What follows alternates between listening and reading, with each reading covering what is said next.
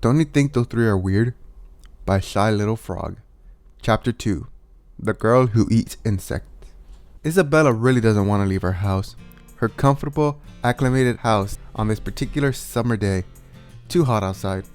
But her brother, Mike, who came from across town, the university apartment building, came to visit her and basically dragged her out on a date with some of his jock friends. Isabella hated it already, but they were already in the park to complain. Mike's friends quickly arrived and introduced themselves. Sarah, Steve, and Nadia, the latter bringing one more friend. Sarah is a blonde and a little brunette girl. Isabella saw that the most outstanding feature of her was the insane number of garters that she wore on her wrists. Steve, honestly, Isabella could only relate to the Minecraft character because, heck, he even wore the same color clothes. Nadia was a pretty normal, light-skinned colored girl with black hair, except she was wearing a winter jacket in the heat of summer. The girl Nadia brought with her, Anne, was wearing a white shirt and shorts. The most remarkable thing about her was her very fluffy hair and the fact that she had a metal hand. Honestly, they were all weird. But hey, better weird than bad. All attention was focused on Steve, who brought his dog for a walk. Isabella doesn't remember the name, but it was a big kind with a lot of fur, which was still quite nice, and patted the time that she petted it. She didn't really see why the boy, Steve, called him Duke. After that, the afternoon became a sea of them playing. A tennis match was what Nadia and Anne specialized in, a little volleyball, and also running after Duke, who ran after every noise whenever he could.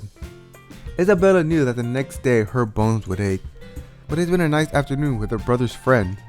They were all nice in their own way. And then Duke started barking at something on the tree that they were taking a breather under. Another squirrel? Sarah narrowed her eye at the tree branch. Steve shrugged before trying to push Duke away, but like a good dog who was stronger than his owner, he didn't get carried away and kept barking. What if we scare away whatever's in there? Nadia suggested as she winced at the barking. We don't even know what it is. Her brother was also making an effort to see what Duke was barking at. Wait a minute.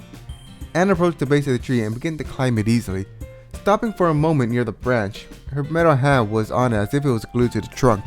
Without delaying much longer, Anne jumped from the tree branch, being careful not to land near Duke. Duke quickly walked over to her and started sniffing whatever was in her hand. Hey. Anne laughed, pulling Duke away from her. Steve finally put the leash on him, and Duke had no problem following him. You have a bug hunting dog there. Anne opened her hand, showing a very large mantis. Isabella felt a little disgusted, especially since Anne was holding the mantis in her real hand and not the metal one. Pretty crazy. I won't touch you again. What? Too dirty for your standards?